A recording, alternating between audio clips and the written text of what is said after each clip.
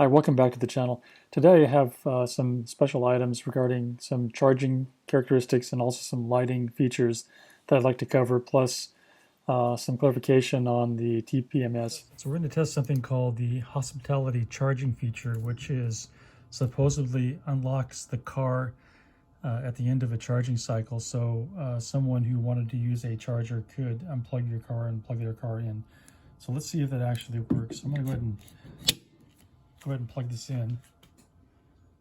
Okay, so we're starting to charge, and then I'm going to lock the car. See if we can see the locking pin engage. Okay, so far so good. So we'll see if that disengages when the charge is completed. By the way, in case anybody didn't notice this, the charging light turns off when you lock the car. So that's a feature. So I guess no one realizes that the light is, or the car is charging. Okay, so the charge finished, and if we look at the locking pin, sure enough, it did retract, so that feature does work. So today we're going to cover a little bit about lighting, hidden features. So if you want to dim the display, if you look at the knob to the right of the lighting switch for the headlights, you can turn it up and down and nothing will happen to the display. However, if you switch it to the headlights either on or automatic, now you can adjust the overall brightness of the display. Let's see if we get this going here. There it goes. That's more of a camera effect. It's actually going up and down a lot.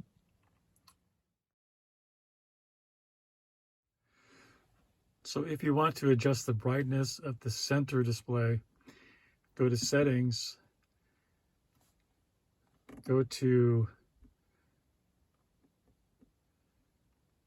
Control Display, and there you'll see brightness. Click on the iDrive with that, and you can go brighter or dimmer for the center display.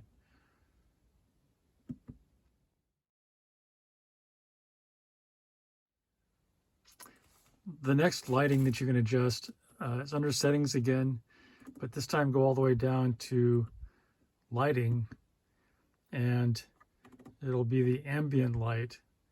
And if you look at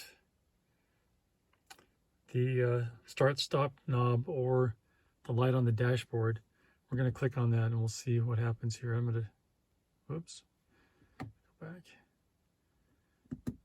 adjust the brightness of that.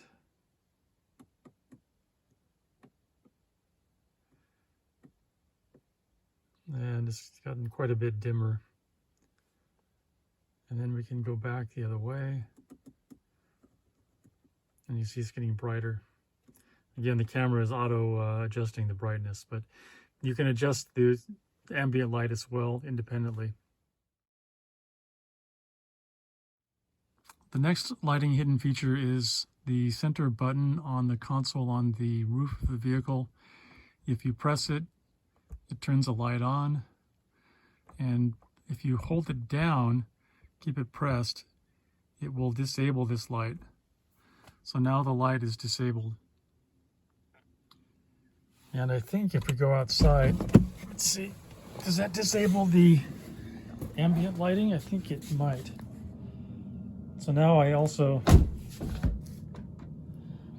disabled the lights in the handle as well. So we're going to go back in, and I think if I hold it down for 2 seconds again, it should turn back on. So hopefully it's active. Let's see if I shut the door, turn it off. Now, if I open the door, is the ambient lighting back on? And yes, it is. So if someone has turned off the overhead light, it also turns off the lights on the handle. And I think it might have also been the interior light here as well. I didn't watch that.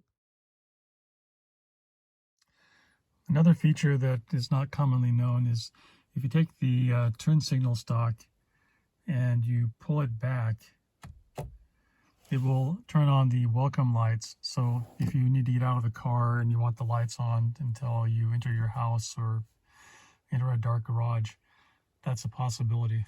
So something I wasn't aware of until I read about it.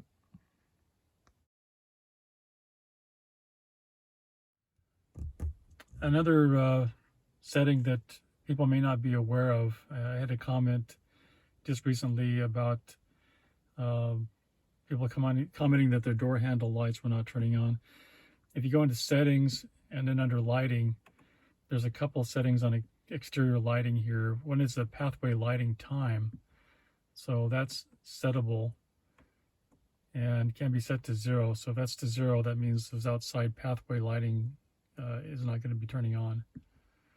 Also, welcome lights. So that can be turned off, and then you won't have the lights, external lights turning on when you unlock the car or lock the car. So third one here is daytime running lamps, which are on right now. If you don't like those, you can turn them off so they're not on all the time. If for some reason you don't need them, although check your local laws. Many places require the daytime running lights to be on.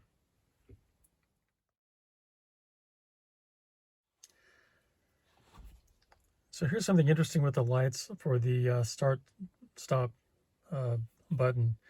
When you first unlock the car door or open the door, you'll have a dimly lit orange band around the stop-start button. If you put your foot on the brake, it'll recognize it and you'll see the intensity of the light go higher.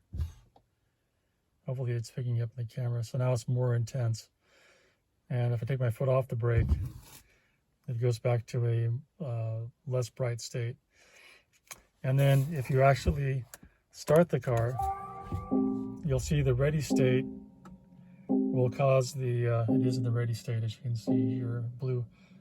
You'll then get the blue outline around the stop start button indicating that everything's ready to roll and there's no problem going on.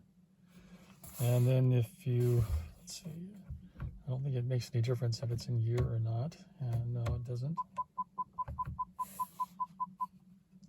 All right, I'm going to put it in park. And if I turn the car off, it's going to go back to the ready state. And put my foot off the brake and I'm rolling a little bit. It goes back to the normal state. And then of course, if you exit the car and lock the car, let's see if I can lock it. It should actually go to sleep and turn off again.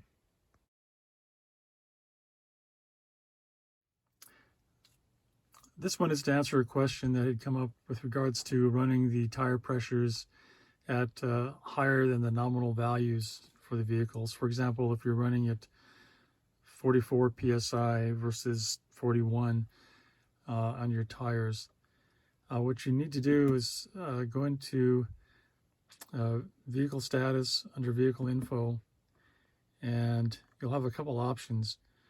One is the tire pressure monitor.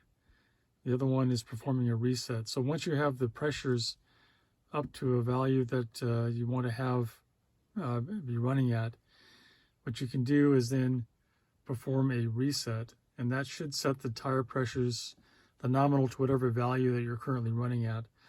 So that way, when the tire starts to have a leak or runs low, it will reference whatever your reset pressure is down by 3 or 4 psi, and then trigger an alarm when that is hit. So it's actually pretty important to go ahead and do that after you have reset your tire pressures. In fact, I can probably do that now. So it will then it'll reset it when driving around and collect the new information and make that the new baseline pressure that it's operating at. So might be important to do if you want to detect a low tire condition early. Because I have the tire pressure reset going, I actually have a white alarm signal on my dash. And if you go over to the controls and check the control settings, you can see that it says it's waiting for me to drive around so I can reset the tire pressures with the, it takes the car has to be in motion for that to happen.